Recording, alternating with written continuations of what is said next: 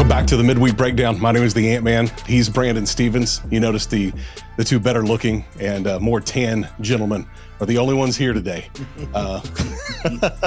Dalton, I believe, at a tournament right now, killing it, right? I hope so. I hope so too. I know he's been doing well in a couple of these tournaments, and just kind of as his season's progressed. If you don't know, he's a women's coach up in Kansas, not for Kansas, but in Kansas. And his team, he kind of has dug them out of the grave and brought them back over the past couple of years. And it's been really cool to be on this side and watching him succeed in that. Yeah, and, they went from not having a program last year because they didn't have enough girls. They hired him, and I think it was the number 3 team in the country they knocked off a couple of weeks ago. Just crazy. And he's revenged a couple of the losses they had early on in the season. Nice. And so they got 2 new girls that came in at semester that were finally eligible to play. And just because of, credits and stuff, they weren't able to play yet. But he's got 2 new girls now, and those 2 girls are apparently making a huge difference. And so it's been fun to watch. It's been fun to see him get excited about it. Yeah. And I get all of it. Everybody doesn't get all of it, but I get all of it as Unc. And I consider him. I know he's my nephew, but I consider him one of my best friends. So we talk almost every day. And just to see the light in his eyes and the fire in his eyes and the joy that he's having doing it is awesome. So that's cool. I can't wait to get a report. Hopefully they roll this weekend. Yeah, we'll get a report from him back here next week on the podcast. Today, we're going to start off with, believe it or not, football. Yes, I know we are in the limbo of football season, but lots of talks. And we do have the NFL draft coming up soon.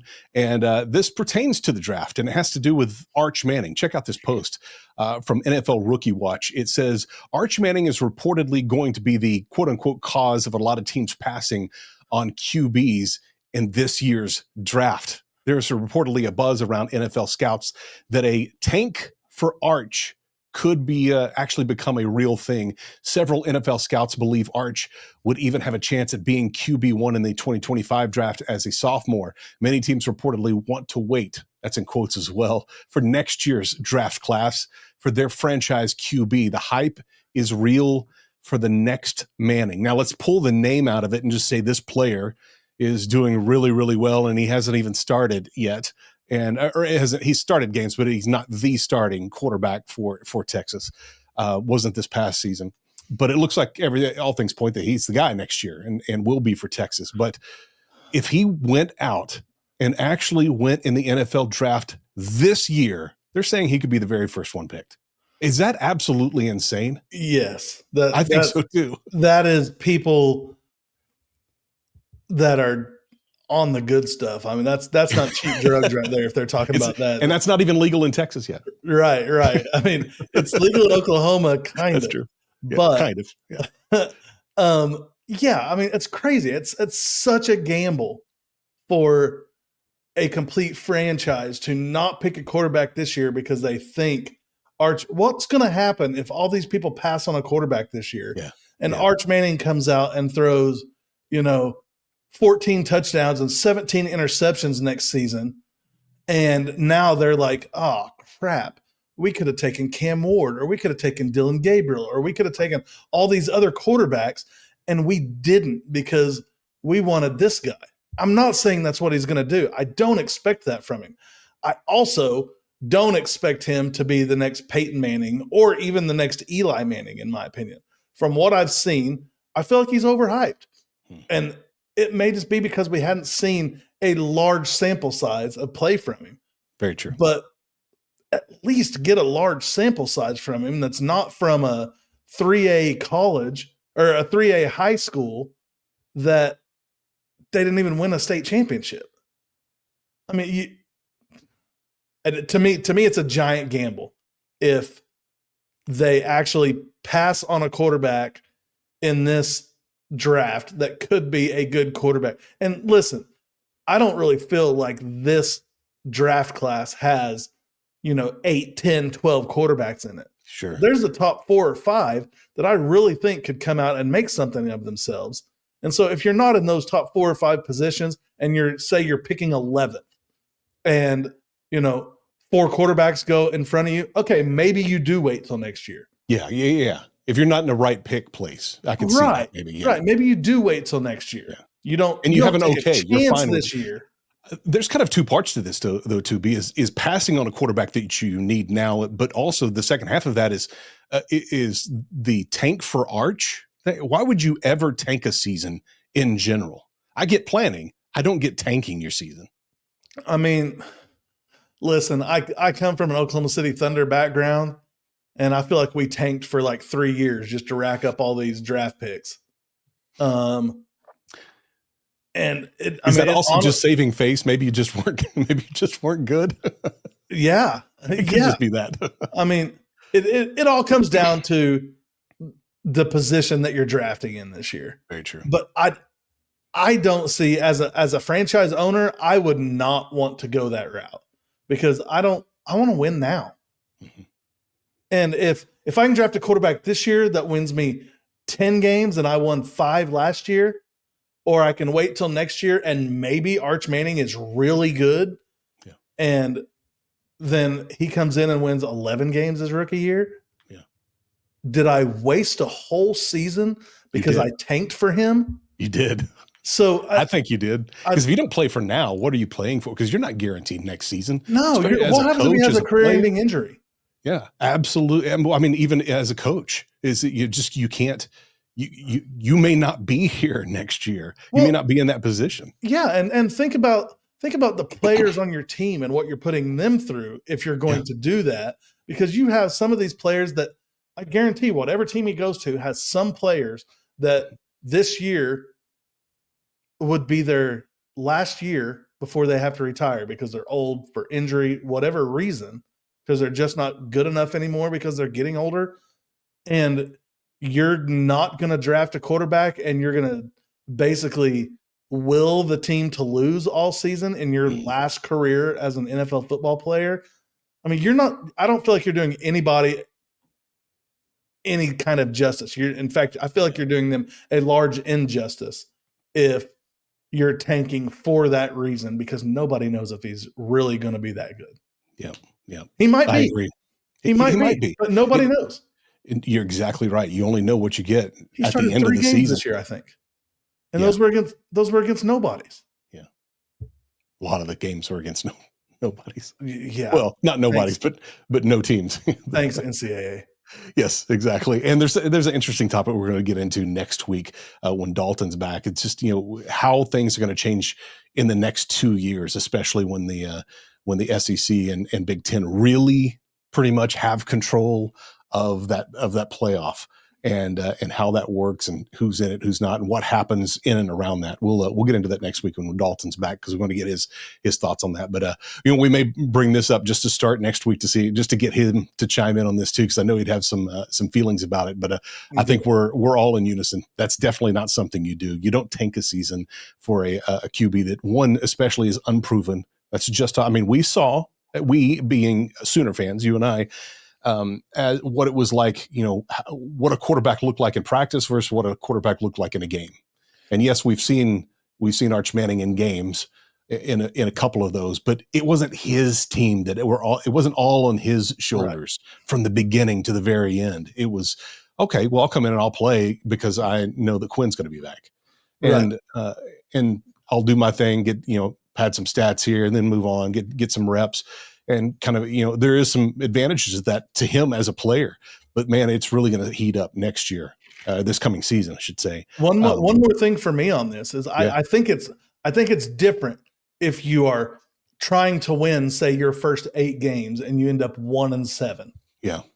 2-6. Yes. Yeah. If you're in that position. Yeah. I think it's totally different if at that point you're like, okay, we're not going to make any big moves and we hope that we can get him. But to start the season trying to lose is the dumbest thing I've ever heard in my life. Yeah. You brought up where Thunder was for the past several years. This year, looking a lot better than they have in the most recent past. And man, it's interesting. I was having dinner earlier, and I looked up and I saw that whatever was on ESPN, whatever show it was, they were talking about the Thunder game tonight as we record this on Tuesday, and very excited for the Thunder tonight. You have a little update on where Thunder stand right now? Well, Thunder had a rough loss last night Did they? to Minnesota Timberwolves. Yeah, they're playing them again tonight.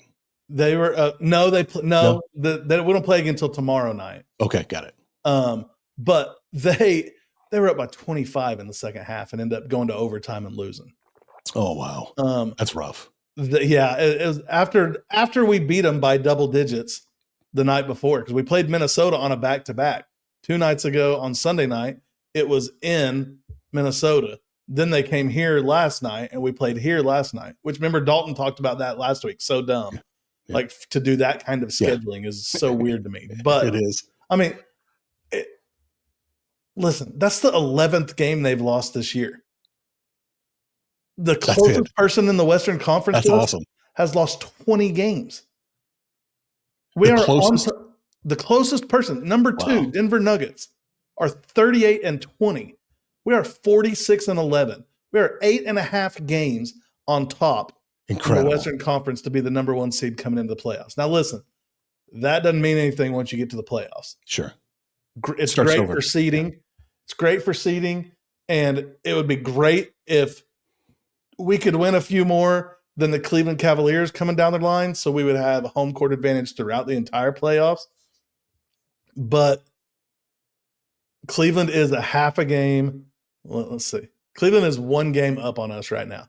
Okay. They're 1 game ahead in the win column and 1 game ahead in the loss column. So they're 47-10. We're 46-11.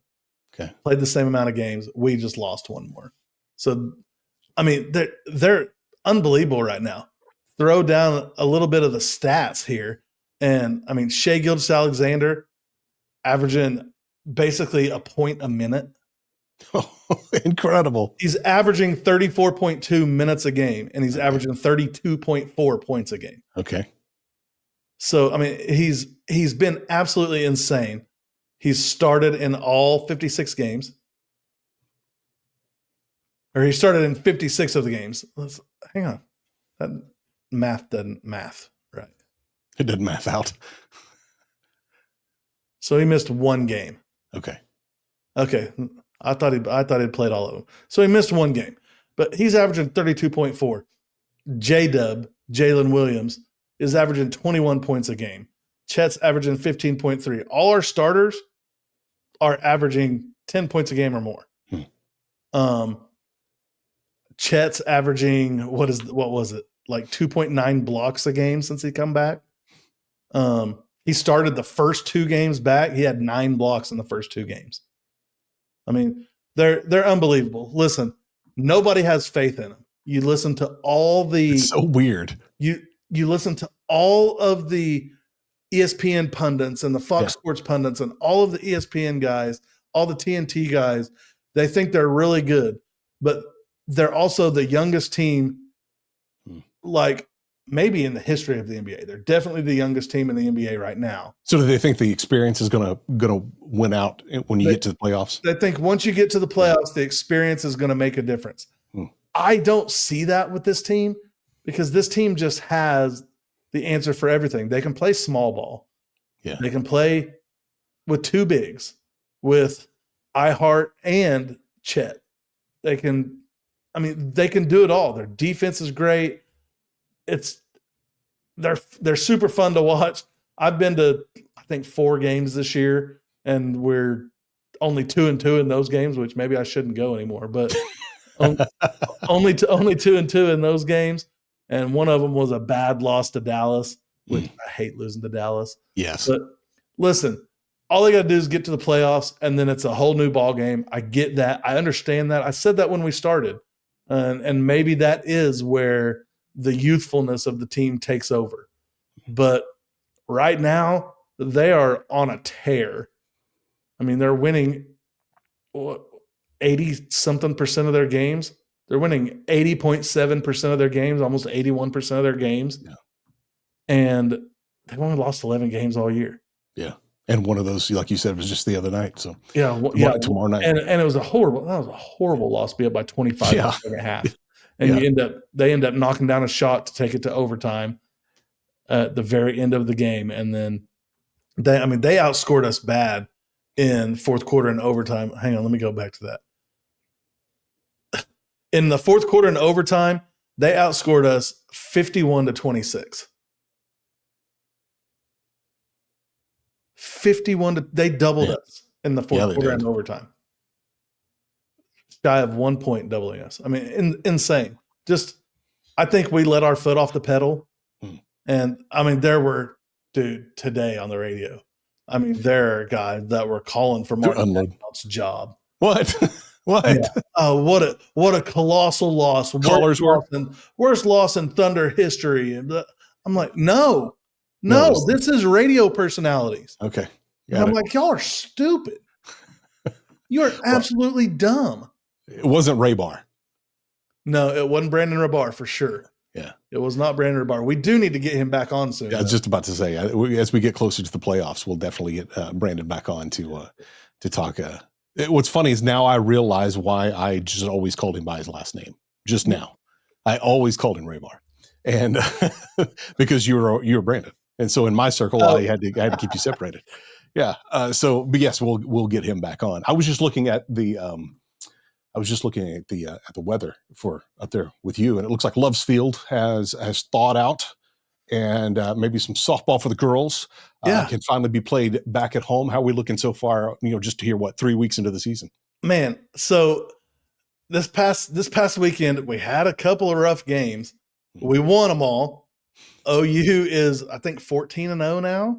Rough wins are still wins. Yeah, absolutely. 14-0 now. Now, all that being said, we haven't really played anybody, but Texas lost this week, who was ranked ahead of us. Number one, Texas lost to Stanford, who doesn't have Nigeri Candidate, last year's Player of the Year in college softball, who transferred from Stanford to Texas Tech. So they lost to Stanford this week. And so OU, as of last night, is back number one in the polls, which I love OU softball. I listened to both of the games yesterday that were on during the workday. I just had them on in my ear pod and was listening. OU is not the best team in the country this year. Yeah. Yet. Maybe. I mean, I do feel like they're getting better. Yeah. I do feel like they're getting better. They're 14-0. They're on top of the standings because they're Oklahoma right now. I think probably somewhere between 5 and 10 right now is where I would put them. I mean, it's crazy though. I mean, you go look down some of these stats. Ella Parker is on an absolute tear. 14 games into the season, she's batting .610. 610. You bat 300, and you're pretty dang good. Yeah. Yeah, you're very good. 610. She's got 25 hits, 9 doubles. She scored 21 runs. She's got 17 RBIs. She only has 3 home runs, which last year she was putting it out of the park. Actually, my shining star so far for the OU softball program is senior Sydney Sanders, first baseman. And she has the second best batting average on the team at 387. She has 4 home runs this year. Big one yesterday against Bowling Green. We gave up 3 runs in the top of the first against Bowling Green. And in the bottom of the second, it was still 3-0 when we came up to bat. 1 hit and a couple walks later, she comes to the plate with the bases loaded and hits a grand slam to take the lead 4-3, and we never look back. She had 2 home runs yesterday. She had one in the second game too. But Cassidy Pickering also has 4 home runs. Sydney Barker, freshman, has 3 home runs, is batting .333. All of these players I'm mentioning right now, we have 1, 2, 3, 4, 5, 6 players batting over 300 right now. Oh, that's incredible. It's crazy. And the next best, or the top is 610, and the next best is 387.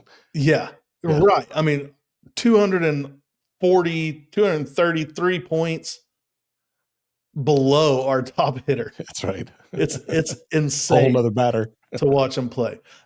Few mistakes in the field this weekend. Haven't looked great yet on defense, but this is what happens early on in the season when Patty doesn't just have a guaranteed set lineup. The last couple of years, I mean, we've had set lineups on the infield, set lineups in the outfield. you're lucky to get into pinch run if you're not one of the studs. This year, losing all the players we lost last year, she's done some shuffling around. She's had Sydney Barker. She's had Gabby Garcia, a couple of these people changing around in the infield. Another really big pickup that I love is the addition of Ilana Agbayani, and she's only batting 289 right now. She's only batting 289, but she has a 661 on-base percentage. So she's getting a lot of walks. She's a small player. She's kind of a fiery player. We don't have very many of those this year without Jada Coleman, Tiara Jennings, all those players that were so fiery. I cannot think of her name. Alyssa Brito was our third baseman. They all had tons of fire, but it's been really nice watching them play this year. They're playing good. Let's move over to the pitching side of it. We talked about the hitting, and we've talked a little bit about the defense. Pitching. We have two players that are starters that have played in a large majority of the games that still have under a 1 ERA. One of them, Isabella Smith, freshman, I believe. Hang on, I'm going to tell you. Maybe I'm not, because it's not going to load. Her ERA is 0. Oh, wow. She is 4-0. That's awesome. She's appeared in 6 games. She's 4-0, and she has not given up an earned run yet. Wow. It's crazy. Kirsten Deal, 0.95. She's appeared in 6 games. Okay. And I don't even think either one of them are our best pitcher. In my opinion, Sam Landry, the transfer from Louisiana, is our best pitcher. I see a lot of things on Twitter calling her the librarian because she has those round glasses and she just kind of looks like this innocent little girl, that would work in the library. But I feel like she throws fire, and it's not because she throws everything super hard. Yeah. Her location on her pitches is incredible. And I think we're going to be really good. Like I've said multiple times, this is not the OU that everybody's used to seeing. Sure. We're not run rolling every team. We've had several run rolls, but we're not run rolling every team. Our team ERA is 1.38, and that's with 2 players closing in on a 3 ERA. But that helps when you have one that's a 0. And a 0, yeah, for sure. So it's been great. I can't wait to see what happens. Play this weekend. Our next game is versus Marshall on Friday at 2:45 on SEC Network Plus, ESPN Plus, and the SEC Network. So I think we have 4 games this weekend. I don't have the complete schedule pulled up on me right now, but I think we have 4 games this weekend, and they're fun to watch regardless. I love softball. I loved coaching softball when my daughter played. So softball is just a deal for me. To me, it goes OU football, OU softball, Oklahoma City Thunder. Okay. And then we'll throw college basketball in there, and I don't know, golf might be ahead of some basketball. Let me throw you for lack of a better term, a curveball here. Have you noticed or looked at the guys at all? Baseball, Oklahoma baseball this season? I haven't watched any of it. I have heard them talk about it. I mean, 2 big wins this weekend, apparently, versus number 7 and number 2 in the country. We beat them this weekend. So we lost a lot last year with John Spikerman left. What was the other kid's name? I can't remember the other kid's name that played in the outfield, but both great hitters. We lost a couple of really good pitchers last year, but we just rebuilt on offense. And from the sounds of it, there's a lot of people expecting them to, maybe make it to Omaha again this year. Nice. So if they can make it to Omaha in the College World Series, I think that's a big plus because they lost quite a bit last year as well, but they reloaded pretty well, just like the softball team. So our Diamond Sports are looking good at Oklahoma. Yeah. Yeah, it sounds like it. UFC happened this past weekend. This was another UFC fight night, so it was free if you have ESPN Plus. But this one was actually out and about. They took this one, I believe, in Seattle is where they were. They were at the stadium in Seattle, or the arena in Seattle. Okay. And in the main event, it was Olympic gold medalist Cejudo taking on Song, who was returning. And Cejudo, a little guy, he's been around UFC for a while. Like I said, I mentioned that he won a gold medal in wrestling freestyle in not the last Olympics, last Summer Olympics, the one before, I believe. Anyway, he's the veteran in this, and accidentally, Song pokes him in the eye in the third round, pretty close to the end of the third round. But not just a hand to the face and kind of caught the edge. It was the first two fingers with the nose splitting. So he got all the way in on both eyeballs. And in the replay, it was totally a mistake. I think what they need to do is they need to stop fighters from doing this. And that anytime your hand extends away from your body, it needs to be clenched. And I don't know if that's possible. That's just always been my thing when I'm watching. I see guys trying to feel each other out. They have their hands up with their gloves or tape. You see, but their fingers are exposed because they have the UFC gloves on. And man, it's just asking for a guy to be coming in for a body shot, and you checking, and your hand gets right into an eyeball, and that's exactly what happened to both of them. He got his full 5 minutes to rest, and he kept saying that I'm still blurry, but he's also not. At that time, he's not doing anything. He's not fighting anybody. He's just looking around, seeing his opponent standing across, seeing the ref standing here. Well, he gets his full 5 minutes, and he has to either stop the match and he has to forfeit, or he has to finish the fight.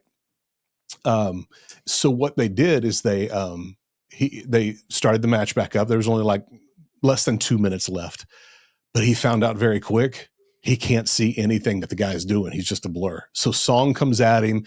You see him and I was like, oh yeah. I thought that maybe Cejudo had the upper hand in a lot of this fight, and it's just not the case, because when it got to the end of this round, he couldn't see anything. I thought Song was going to knock Cejudo out. Well, he tells them in between 3 and 4. Main event is 5 rounds. In between 3 and 4, Cejudo says, "Guys, I can't see what he's doing. He's a blur to me, and I can't see what he's coming with." And so he had to forfeit. He said, but what they did is they had to start the round. And so he has them ready to fight, starts the round, calls a timeout, and then forfeits so it can be done. If not, there's some wonky thing there. So Song won, but it was because of the stoppage. And it's kind of like, well, if you poke the guy in the eyes and he can't see, you just kind of win. And I think that's what it was. If they had ended it in 3, they would have disqualified Song for what he did. And so they let it go 2-4 so that he could go, okay, I just can't fight anymore. And Song ended up winning. Now, obviously, Cejudo was fine with him winning because he didn't beat him. Cejudo didn't like the win but he already said right then, he was like, guys, we're doing this again. We're running this back, and this is not the end. They couldn't finish fighting that night. But I wanted to get your take. I might watch a little more than you. May not. We're not super diehards in UFC, but we'll catch fight nights, I know, from time to time, and every once in a while a pay-per-view. But I think the rules on that are just kind of weird and kind of lax. Hearing that for the first time right now, what are your thoughts, B? Right. I have not seen the clip. Yeah. But it's a tough one, because if it does appear to be inadvertent. Yeah. It definitely was. It's not a Three Stooges like eye poke or something like that, Right. Then it's not that big of a deal if it's inadvertent. But if it is double eye poke and the guy can't see, then I don't know how you allow him to have to forfeit the fight. Yeah. I don't like that rule. Yeah. I think that it should definitely, I think it should just be called a no decision. And that may have been what would have happened if they had ended it in 3. If he'd not come back. But why do they not want to do that, I guess, is my kind of question. Call it a no decision, call it a whatever. I know it's probably has a lot to do with it being the main event, and everybody's led up to that, and it's built up to that.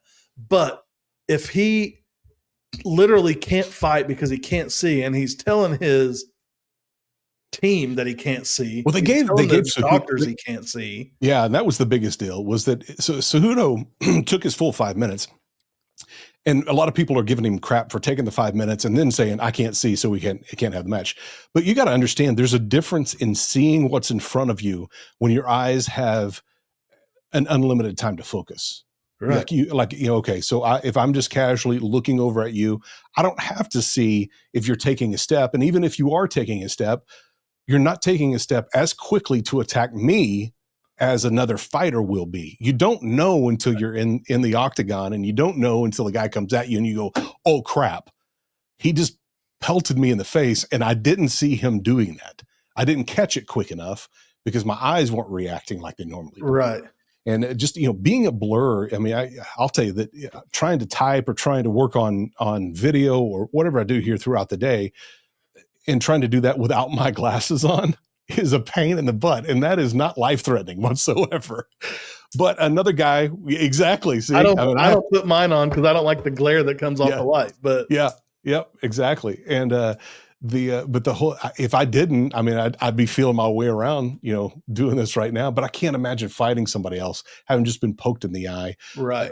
And when I'm very dependent on seeing what they do. So I'm interested, one, to see these guys go at it again, because I'll be honest, it was a really good fight. I mean, it was the main event for a reason. It started off a little slow. They were both filling each other out.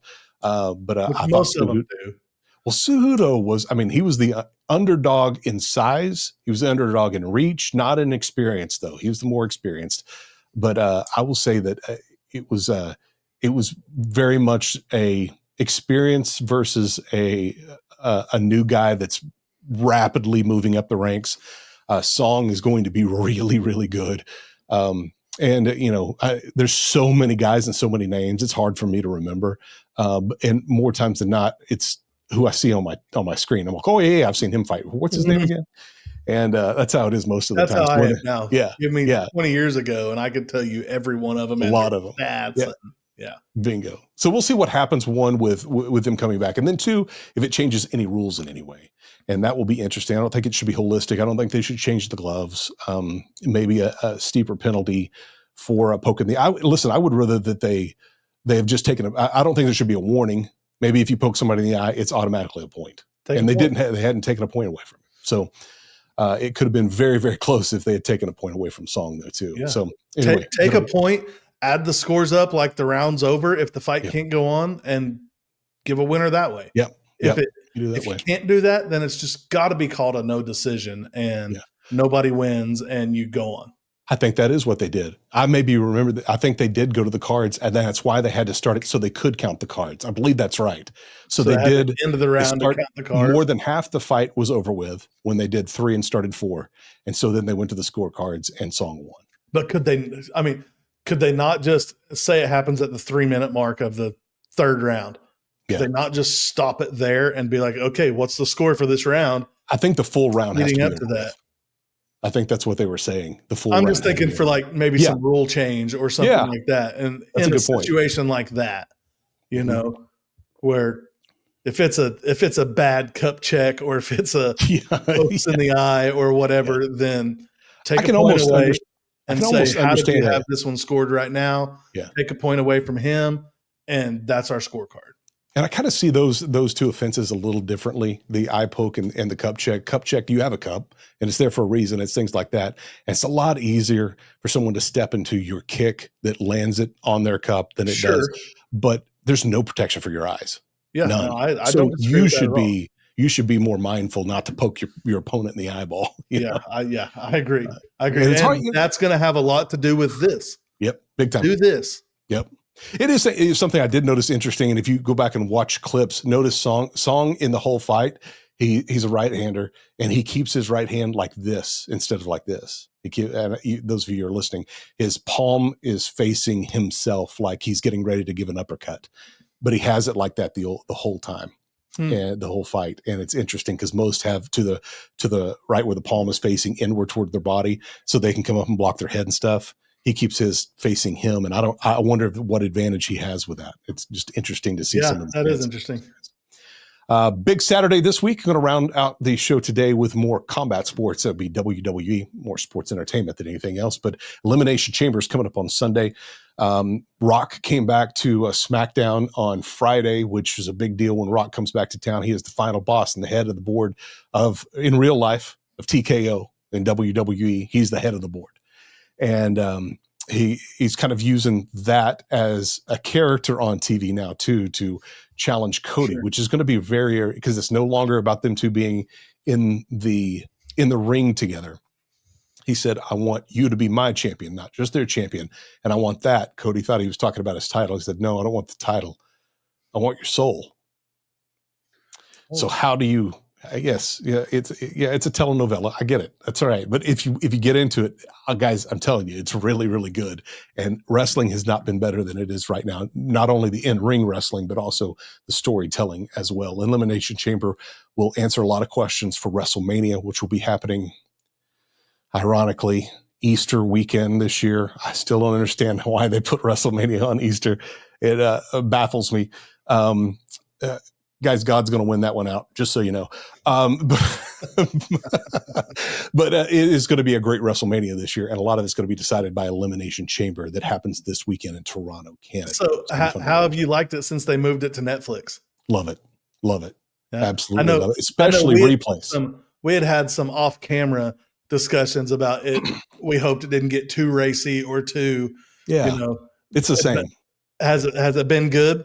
It's been just on fire. I mean, it really is a great product. And if you can't watch it live and you watch it like the next day, it's even better. There are no commercials if you watch it the next day. Oh, right. It goes right into the next thing, They're a perfect product to do something like this with. They have a following all around the world. Sure. It just hasn't been accessible to everybody all around the world as easily as it is here in America. And now it is on Netflix. Yeah. Okay, cool. Watch it in China. You can watch it in, Japan. You watch it in India. And just same product too. Just the same. We have stuff going on all weekend, so I don't know that I'll be able to watch or not, but it is. We have stuff going on all weekend. I will be coming to you here in a couple of weeks. I will not be coming to you from Oklahoma City anymore. I'm moving back to the beach. So I will be coming to you from North Padre Island. Moving back to where the kids are and back to the going beach. Going there for spring break and staying. Yeah, exactly. I'm going there for spring break and I'm not coming back. So that's right. Good for you. Just so you guys know, that's kind of what I'm talking about. But we'll be in the same state again. I like it. Definitely going to enjoy the weather there better than the weather here. Yes, you will. Yeah, you will. It's past couple weeks has sucked. Heck yeah. And Dalton will be back with us next week, find out how he did in his tournament. And then something we want to talk about and get your thoughts on too is right now, while we're in limbo, we're in the off season of college football. What does that in limbo look like for what we already know? SEC, Big Ten. These are the boss. These are the king and queen. You hash out who's the queen. But they're the ones ruling over college football. And it could even get more intense, which is what we'll talk about next week. We'll bring that up. Yeah, so absolutely. Yep. Anthony? Yep. You know what they say, right? They always say that the weekend is good, but the midweek, it is always better. And boom goes the dynamite.